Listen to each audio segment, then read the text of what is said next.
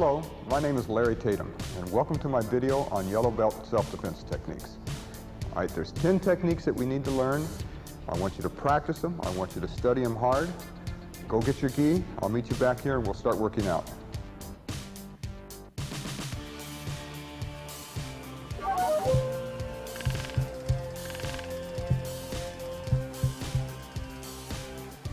Okay, the first technique is delayed sword. With the help of Rick, I want you to learn this two ways.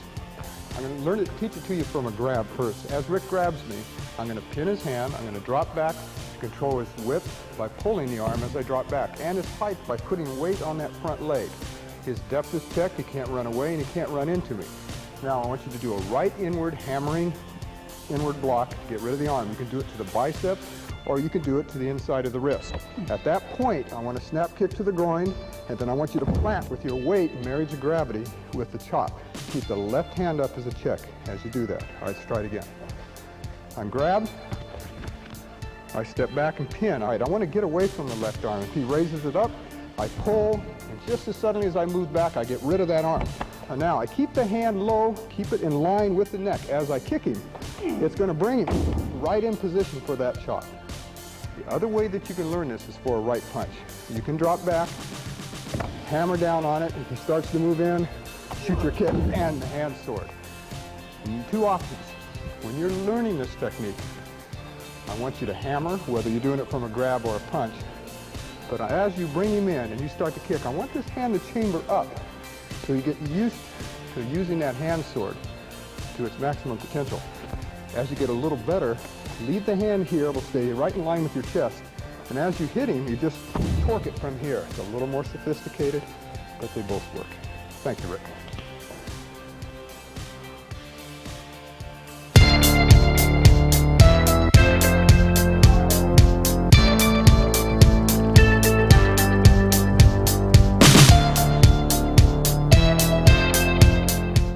Okay, the next technique is called alternating maces. Now this is for a two-handed push. Okay, Rick?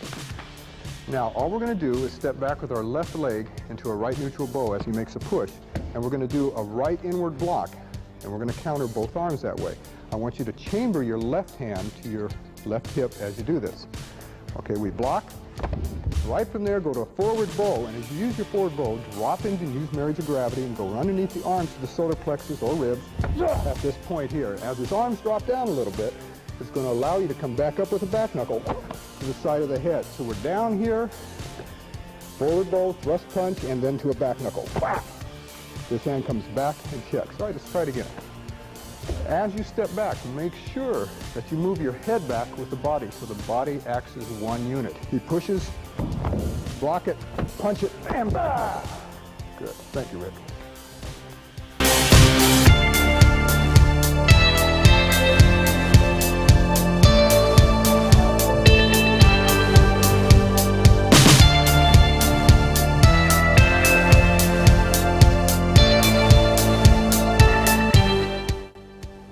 Technique is sword of destruction. And what you're going to learn on this is similar to delayed sword. You're going to contour and follow the lines of your opponent's arm to get to the target.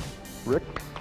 Now it's for a left hooking or roundhouse punch. As he punches, you're going to do a right extended outward, the left hand up is checking. You're going to be in a right neutral bow. Now, at this point, I want you to draw into a right 45-degree cat stance. You notice how my body turns from a 45 to a 90 degree. As he comes in a little closer, you're going to catch him in the groin. And at this point, you're going to go back from the 90 and chop as your body turns back to a 45 degree. That gives it torque as well as marriage of gravity with the chop. Okay, let's try it again. He punches, one. Obviously, he's not going to just stop there. He's going to start moving towards you, so as you create distance, and he may move in with the other one, and then come down with the chop into a right neutral bow. Keep the left hand up as a check. Thank you, Rick.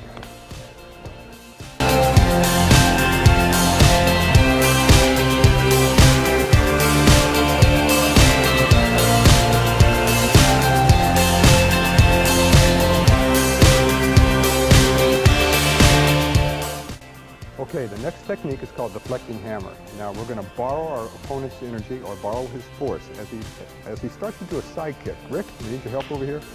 Now what he's going to do is he's going to drag up and he's going to try and side kick my ribs. Now I'm going to shuffle back and do a right downward block. It actually becomes a downward parry in a sense as well. Now as he shoots the kick, I block it, but my left hand also comes up and checks. Now, the faster that he kicks, the easier it is for me to get to the next target, which is going to be the head. And we're going to continue on this circle, and I'm going to shuffle in an elbow to the side of his head. Now, I may catch the jaw, or the hinge of the jaw, or even the neck, okay? But I want my left hand to check as I come back in. Now, what I'm going to do is as soon as I borrow that force, I'm not going to stop the block, but I'm going to come right back into Rick.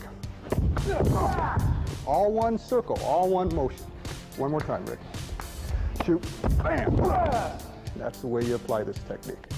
Thank you, Rick.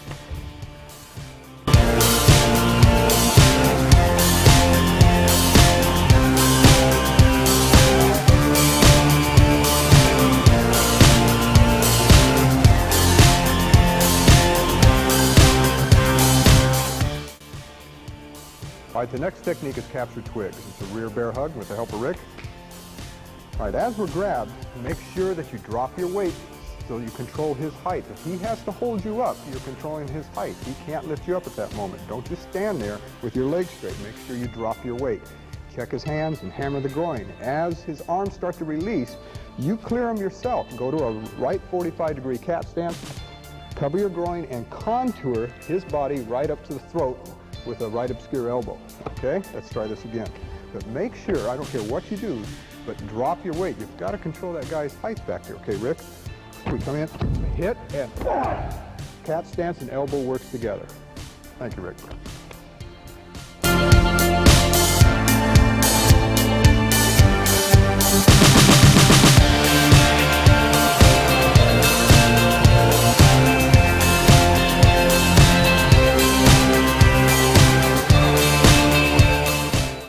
The next technique is grasp the death. Now this is a flank headlock.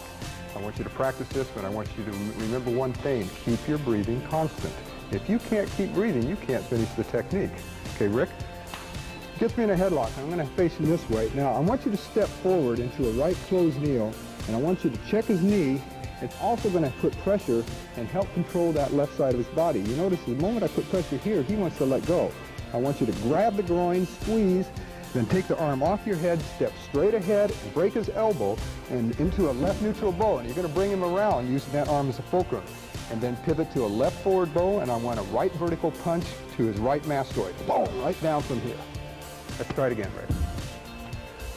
All right, remember I was talking about keeping your breathing constant? Well, I want you to take your hand, check it up here. Now anchor your elbow.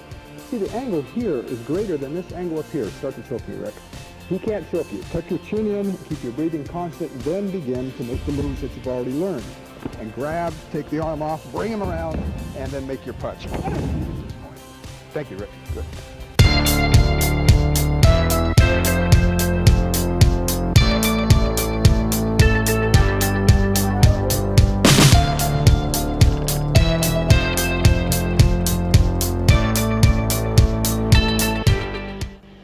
Okay, the next technique is called checking the storm. Now, I like this technique.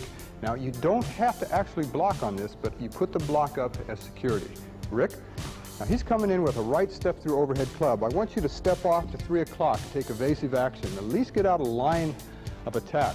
Now, as that happens, I want you to do an outward block with your left hand, and I want you in a left 45-degree cat stance. All right, Rick's coming from 12, but now you're going to be facing 10 o'clock, and your foot will be aligned to the target because we're going to move in on a 45-degree angle. And that target will be the groin. All right, he swings the club, get off on that angle and catch the groin. Then do a left front twist stance, which is only a transition as you do a right side kick to the inside of his knee, sets his head up for a back knuckle. Okay, let's try it again. We go 1, 2, 3, 4. Yeah, thank you, Rick.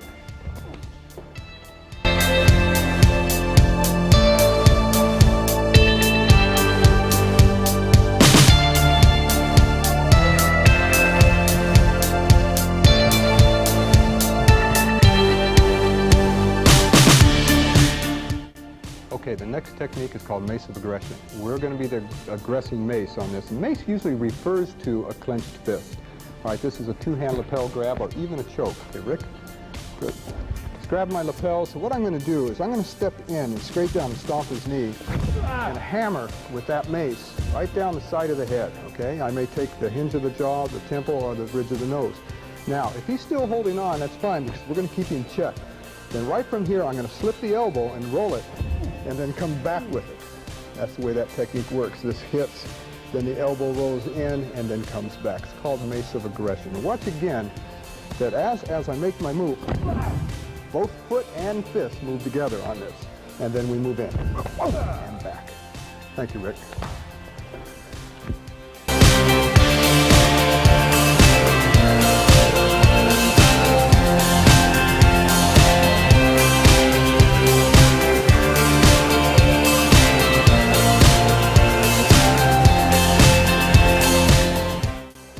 All right, the next technique is called attacking mace.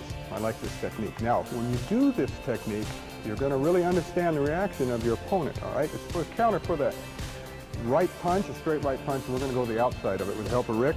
All right, comes in with a punch. We drop back and do a left inward block. We're in a left neutral bow. Go to a forward bow now and check his depth with a front thrust punch. Right to the rib. Then as he starts to fall back, I want you to adjust and pull him back into a roundhouse kick to the groin. Plant down close to the knee, keep that arm checked so you don't get hit with the other arm. Pivot, if you need to a right forward bow and break the ribs with a diagonal punch, which is not a vertical, but it's just diagonal this way because it contours the ribs. All right, let's try it again, Rick. All right, so we drop back, punch, grab, and punch. One more time. In fact, let's do it from this angle over here. All right, we drop back. 1, 2, kick, and punch. Thank you, Rick.